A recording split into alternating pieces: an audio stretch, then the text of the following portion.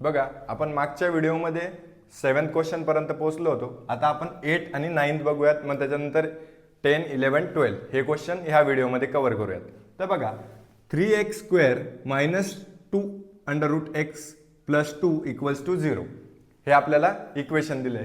तर याचे काय करूयात आपण पार्ट्स करूयात. म्हणजे 2 under root x 2 multiply by 3 म्हणजे काय होतं 3x² मल्टिप्लाय बाय 2 म्हणजे 3 2 जा 6x². आता 6x² चे आपल्याला काय करायचे पार्ट्स पाडायचे, ज्याचे काय येईल 2 अंडर रूट 6. आता 2 अंडर रूट 6 कसं काय येईल की under root 6 minus under root 6 under root 6 minus under root 6 minus under root 6 म्हणजे मायनस मायनस काय होईल प्लस, काय होईल मायनस मायनस प्लस. मग 1 + 1 2, मग इथे काही नसतं म्हणजे काय असतं 1 1 + 1 2 अंडर रूट 6. तर आपल्याला काय करायचं आहे बघा, इथे नीट व्यवस्थित लक्ष द्या की 3x² लिहिलं मायनस 2 अंडर रूट 6चं काय केलं divide under root 6 minus under root 6 plus 2 equals to 0. कळालं.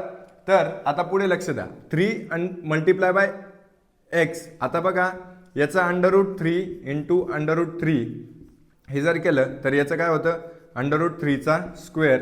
मग हा स्क्वेअर रूट कॅन्सल होतं, मग काय उत्तर येतं 3. म्हणून आपण याच्यात काय घेतलं, आता हे अंडर रूटचेच सगळे गणित आहेत म्हणून आपण under root 3 multiply by under root 3x² असं घेतलंय. म्हणजे हे जरी आपण सॉल्व केलं तर याचं उत्तर 3च येणार आहे.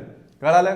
मग 3 अंडर रूट स्क्वेअर एक्सचा स्क्वेअर मायनस 3 2 जा 6, मग 3 2 जा 6 याचं जरी आपण केलं minus under root 3 into under root 2 x minus परत 3 2 अंडर रूट एक्स आपण घेतले आणि plus under root 2 into under root 2 2चं काय घेतलंय अंडर रूट 2. हे मागच्याच गणितात तुम्ही बघितलं असेल तर व्यवस्थितरित्या मी समजून तुम्हाला सांगितलं आहे. कळालं. तर बघा आता ह्या दोघं इक्वेशनमधून कॉमन काय अंडर रूट 3 आणि याला x² आहे आणि याचा x, मग हा अंडर रूट 3x कॉमन उरलं काय under root 3x minus under root 2. परत ह्या दोघं इक्वेशनमध्ये काय कॉमन आहे under root 3 multiply by under root 2x under root 2 आणि अंडर रूट 2 x कॉमन आहे का नाही, मग फक्त under root 2 under root 3 minus under root 2 हे होईल कॉमन. तर under root 3x minus under root 2 हे आपल्या कॉमनचं आपण इथे घेतलंय, इथे x राहिलाय sorry under root 3x minus under root 2 इथे घेतलंय कॉमनमध्ये और under root 3 minus under root 2 equals to 0.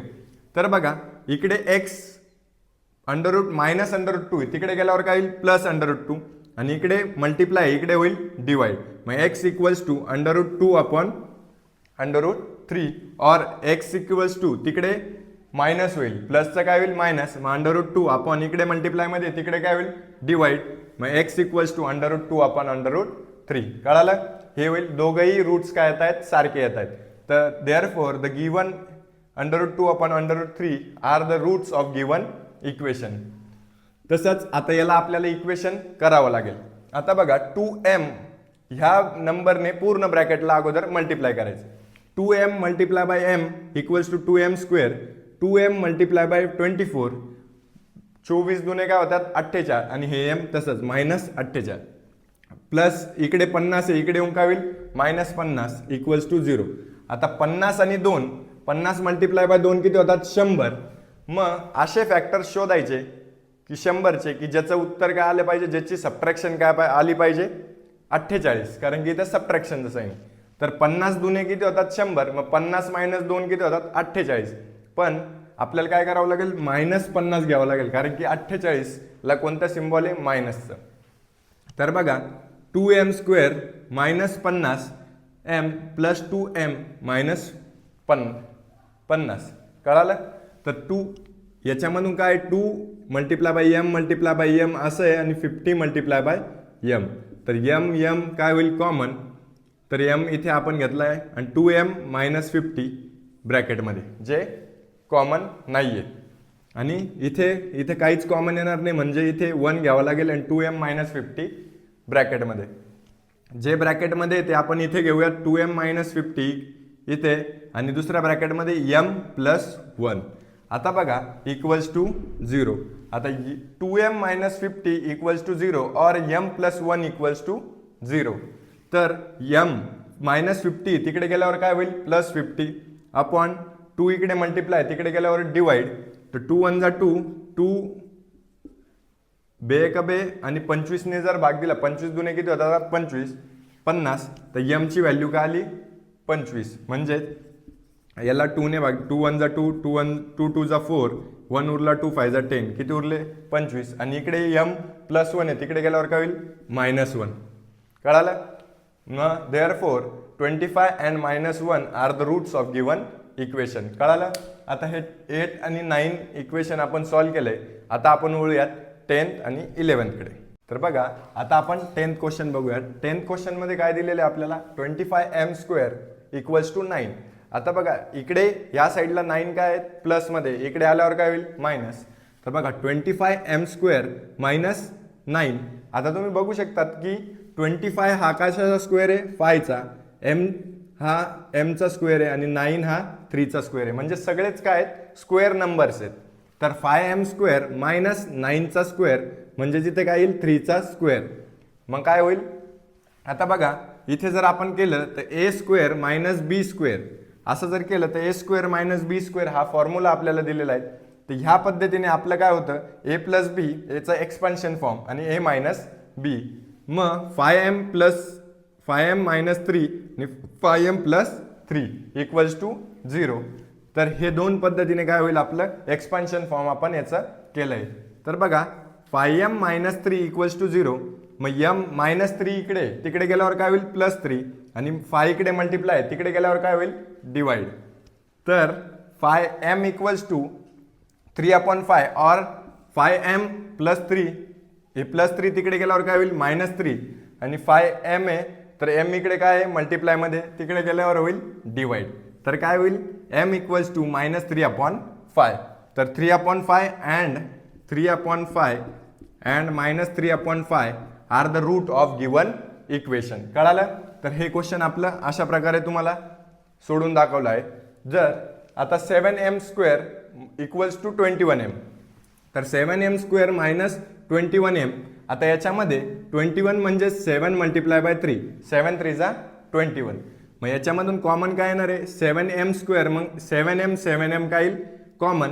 मग उरलं काय m - 3 = आपल्याला व्यवस्थित लक्ष द्या तुम्ही की फक्त कॉमन काय काढायचं हे लक्षात आलं पाहिजे.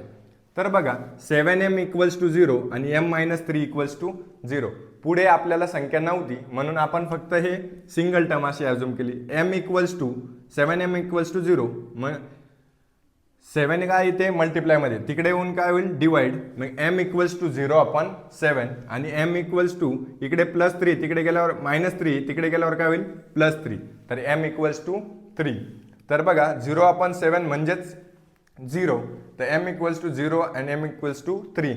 तर 0 and 3 are the roots of given equation. कळालं. आता लास्ट क्वेश्चन आपण बघणार आहोत m² - 11 = 0. आता हा m² आहे मग हा कशाचा स्क्वेअर आहे m चा आणि हा 11 आहे तर याला 11 चा स्क्वेअर. आपल्याला 11 ला आपण काय लिहू शकतो √11 × √11. √11 × √11 जर आपण केलं तर √11 चा काय होतो स्क्वेअर. मग स्क्वेअर रूट आणि स्क्वेअर कॅन्सल = 11 होतं. मग त्याला अशाही पद्धतीने आपण इथे लिहू शकतो. कळालं. एमचा हे का बरं आपण घेतोय फक्त की याचा स्क्वेअर बनण्यासाठी की आपल्याला तो फॉर्म्युला यूज करता येईल a² - b². तर बघा m² - √11 चा स्क्वेअर. मग बघा हे a² - b² आणि इथे तुम्हाला फॉर्म्युला दिलाच आहे तर a - b आणि a + b. तर m = इकडे -11 आहे तिकडे गेल्यावर काय होईल +11. तर m = +√11 और इकडे +√11 आहे तर तिकडे गेल्यावर काय होईल -√11. सो देअरफॉर √11 और -√11 are the roots of given equation. कळालं. इथे तुमची ही एक्सरसाइज व्यवस्थितरित्या आपण संपवली आहे. तुम्हाला जर हा व्हिडिओ पूर्णपणे तुम्ही बघितला असेल आणि व्हिडिओ आवडला असेल तर नक्की लाईक शेअर आणि सबस्क्राईब करा. जास्तीत जास्त मुलांकडे पोहोचवण्याचा प्रयत्न करा. आणि जर तुम्ही चॅनलवर नवे असाल तर चॅनलला सबस्क्राईब करायचं विसरू नका. आणि तुम्हाला जर असेच व्हिडिओ अपडेटेड पाहिजेत आम्ही जेव्हा टाकू तेव्हा लगेच तुमच्यापर्यंत पोहोचायला हवे तर बेल आयकॉनलाही प्रेस करा. थँक्यू.